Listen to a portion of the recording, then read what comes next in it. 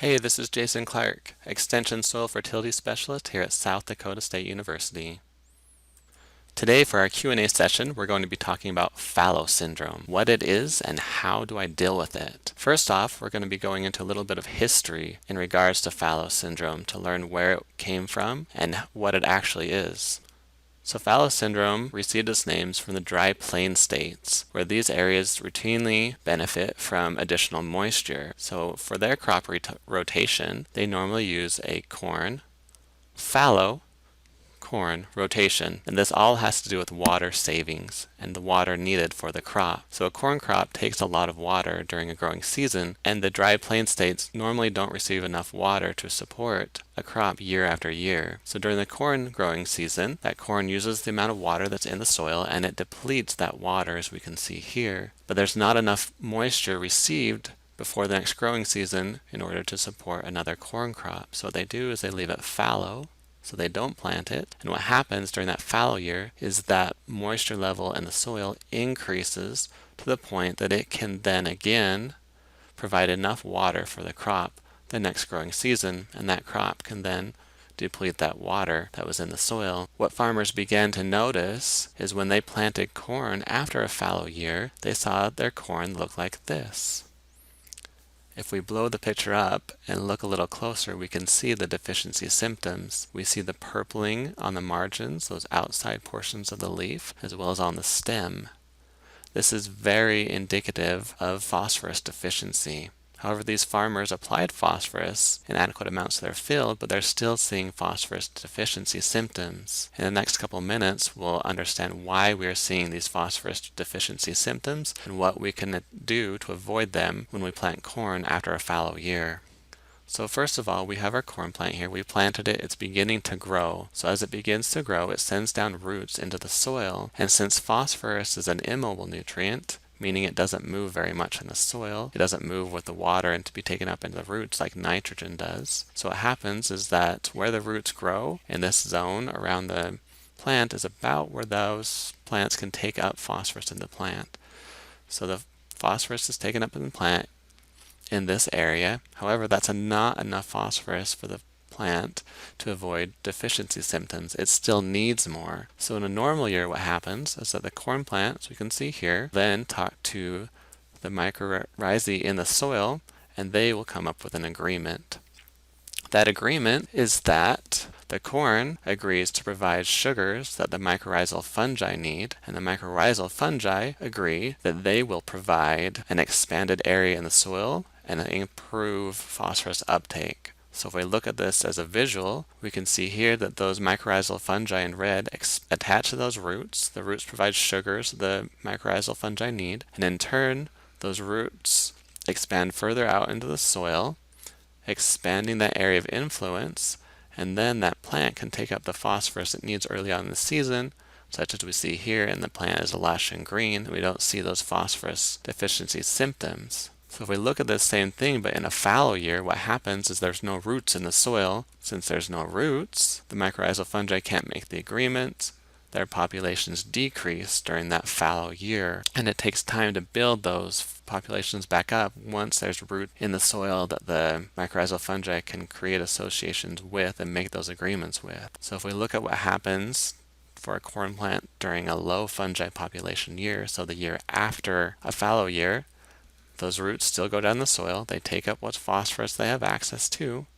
However, there's no fungi in the soil or a very low population, so they can't make that agreement. So what the corn has to do, it can still get the phosphorus it needs, but then it'll have to work harder. So it has to send those roots out into the soil, expand them, and then take that phosphorus up in the soil. However, this takes time, so most likely we're going to see a decrease in yield, smaller plants early on this season, and they will recover. However, that recovery is probably going to come at a cost at lower yield. So some things to kind of avoid these phosphorus deficiency symptoms after a fallow year are a few things that we're going to go over now. So first of all, fallow syndrome can be lessened or become less potential to see if we've planted a cover crop. So in a year like this last year, where we have a lot of fields that weren't planted because of the wet springs that we had. We can plant a cover crop, and those cover crops have roots in the ground, and they can create those relationships with fungi, and then keep that population up, so when we grow corn the next year, we still have a good population of fungi in the soil that can help take up that phosphorus that the corn plant needs.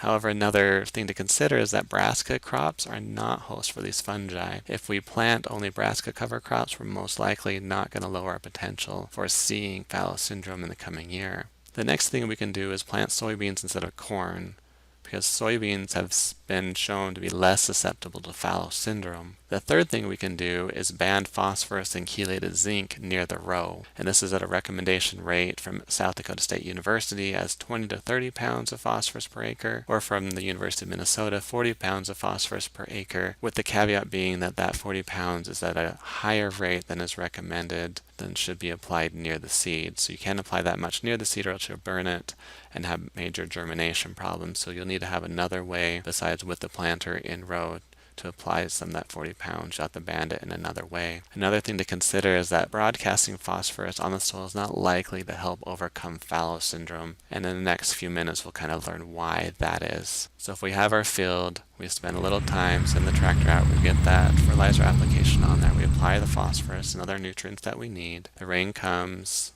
phosphorus gets incorporated into the soil. We plant our crop, and that crop sends down roots. However, it's low fungi populations. We broadcasted the phosphorus, so that roots takes up what they can. However, the fungi is not there to expand, but the phosphorus is there, but we broadcasted it, so we necessarily can't get to as much as we need early on in the season because our roots are small and shallow. So like we looked at before, we have to wait for the roots to grow, plant to grow to take up enough phosphorus. So we probably still saw some phosphorus deficiency symptoms early on. However, as the season went on, the roots went out deeper into the soil, were able to pick up the nutrients and the phosphorus they needed to green up and still get some yield going. But most likely we will see some yield decrease because of that low phosphorus uptake early on. Now if we look at instead where we may have broadcasted some fertilizer but we still banded enough for early on in the season, so we spend some time, send our tractor out there, broadcast some fertilizer. So we see generally fertilizer evenly distributed in the soil.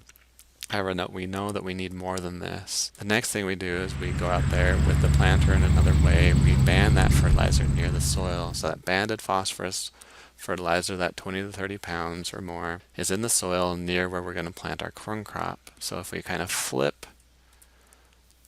this on its side, and then we have, instead of seeing that line, that circle represents that phosphorus band next to that row. As that corn plant begins to grow, it sends down those roots, and that fertilizer band is within that area of influence the roots have, so they can take out that phosphorus. So early on, not only do they have access to the phosphorus that was broadcast or the phosphorus that is simply inherent in our soil due to parent material, it can use that, plus it can use that banded phosphorus fertilizer to avoid phosphorus deficiency symptoms early on in the season. And even then, what that does is it gives the plant enough time to keep growing, send that roots out, and get the rest of that phosphorus it needs as the season progresses. So just as a quick reminder, a few things to consider when we're facing growing corn after a fallow year. If we grew cover crops, we have a chance that we're less susceptible to see fallow syndrome symptoms in the coming year. However, remember the caveat with brassica crops, they're not hosts for fungi. We can also plant soybean instead of corn, or we can band that phosphorus and zinc near the row so those roots early on can get at that phosphorus they need. So thank you for your time. I hope this answers some of your questions regarding fallow syndrome, what it is, and how we can deal with it. If you have any further questions regarding fallow syndrome, please feel free to contact me. My information is in the bottom left corner of your screen.